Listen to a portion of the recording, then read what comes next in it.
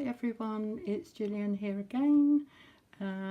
This is day 3 of the 100-day project, which for me on this channel is Everything Junk Journal. So I thought today I'd share with you some of the altered luggage tags that I've been making over the last few days. Some of them I'll use myself in journals that I make, and some will be listed on my Facebook page for sale.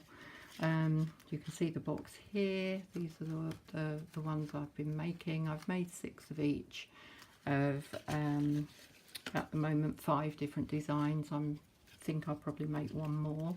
And I've made them all very different to give you all an idea of how differently we can all alter things. So in no particular order, I'm going to show you what I've been doing. So the tags themselves I bought from Amazon. They weren't very expensive, or I think I got a pack of 50. It might have even been more than that. They weren't very expensive, and you will see in the journal that I showed on day 1, you may remember I'd used them then, and I'd sewn 2 together to make a pocket in the side. So that's one way you can use them. There's oodles of ways you can use these.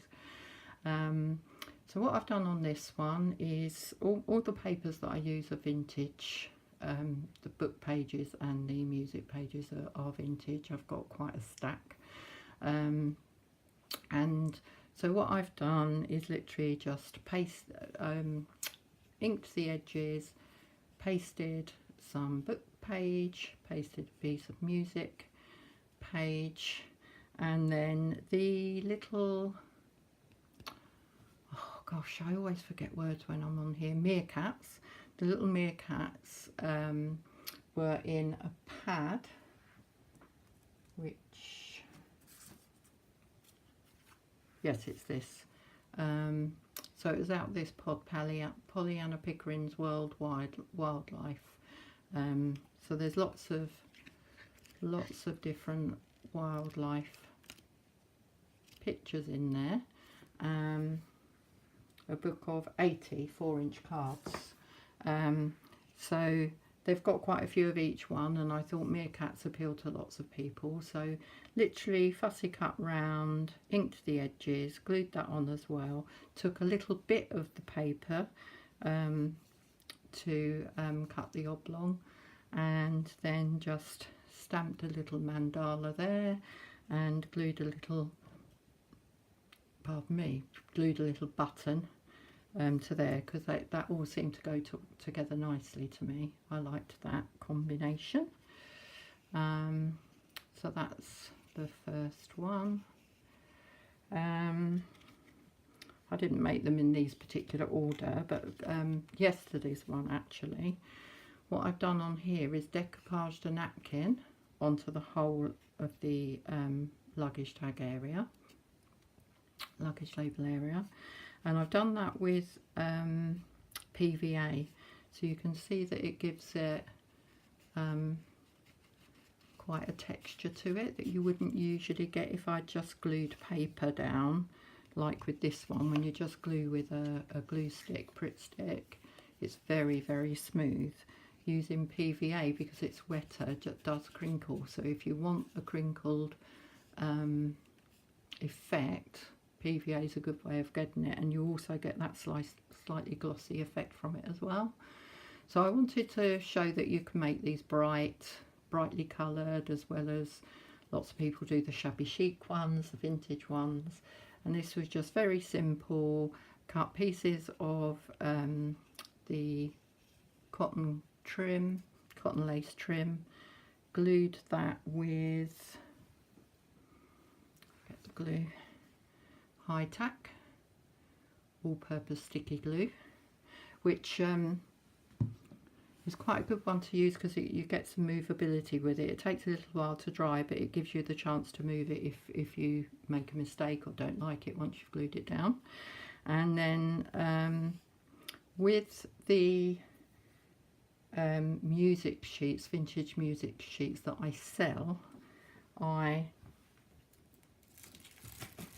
include a photocopy of these, which are sort of music related words that I glue to a sheet, and I photocopy it just because it can add a bit of interest to people's projects. So I just used different word on each one of the 6 that I made, and a little bit of the music, and these 2 are glued on with Pritt Stick.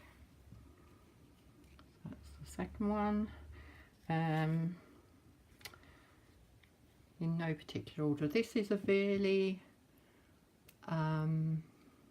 what's the word, much more muted one, really kind of pretty. I would call this probably shabby chic. I've stitched some vintage page onto the luggage label, so you can see the stitching there, zigzag stitching around. I've then used a pink ink to do around the edges and stuck a little pink sparkle bit there, and then a little bit of lace.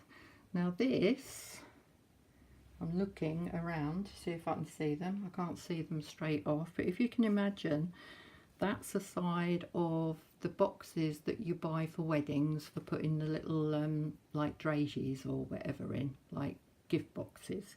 So they'd have like 4 of these for each side. So I bought a pack of those in the charity shop for a couple of £. I think there were about 50 in there.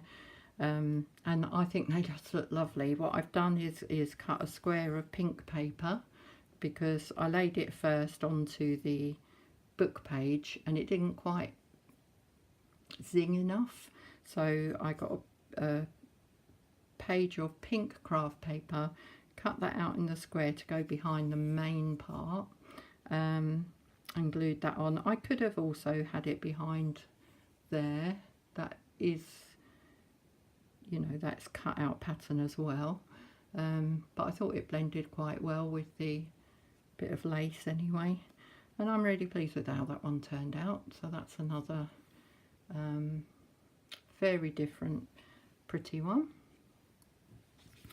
So number 5 is again the vintage music paper. This time I've glued it onto the luggage tag, luggage label, glued it on. I experimented with gluing it on and then cutting round, or cutting round and then gluing it, and cutting round and then gluing it worked better for me in this instance. I've glued it on with Pritt Stick, so it's got a nice smooth finish, and then a little bit of ribbon, a little bit of lace, cut out some of the craft paper, glued on one of these metal butterflies, and a little bit of stamp in there, and finally finished up with some nice words. They're different on each one, but other than that, each of the 6 that I've made are the same, and just a flat back sparkly glued there, which I thought the colour went quite well. When I've used these metal butterflies before, I haven't done it on here, just didn't feel the need to, but if you can see the middle kind of part there is a slight indentation there, so I often glue a few beads along there. I might show that another day. That makes it look pretty. I mean, you can go on and on with these, you know, when you alter things, you can go on and add lots and lots to it. Just depends for you where you want to stop, really. And finally, the last one that I made today actually is another glued one. There's no stitching on this one, so I've glued a piece of the book page. I then had a piece of craft paper. I'll show you. It was a square piece of paper, but I thought it would look nice if I cut out the curves around the little hearts and the birds. So each one is slightly different, just because of the way the pattern is, but they've all then got the that stuck glued to there. Oh, on top of, first I glued a bit of lace, which you can't really see very much. It's only a very pale cream on top of the kind of creamy vintagey paper. But I thought it just blurred the words a bit, which I thought had a nicer effect. Then the bit of music paper, and then I made this like stick pin with beads that I thought went well with the colours. So it's one of these types of straight head pins. I don't remember what they're called exactly, but they're the ones that you'd make a little charm out of, and then you bend the end to and you hang it on the chain or whatever you're making it for with that. So I've used them straight, threaded some beads on, and then all I've done is glued that onto the card and then glued a button on top of it. So no stitching, all gluing.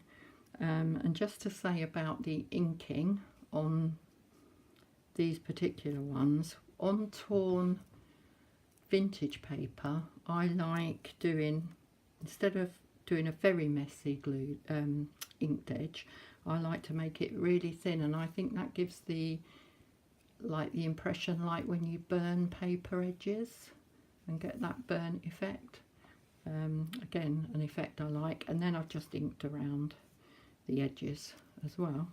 So just to quickly lay them out so you can see all the different styles. So you can see they're really, really different, all starting with reasonably priced purchase luggage labels, and then using really bits and pieces of almost nothing, and getting some really nice effects, I think. So that's all for now on that one, and I'll see you on day 4. Bye for now.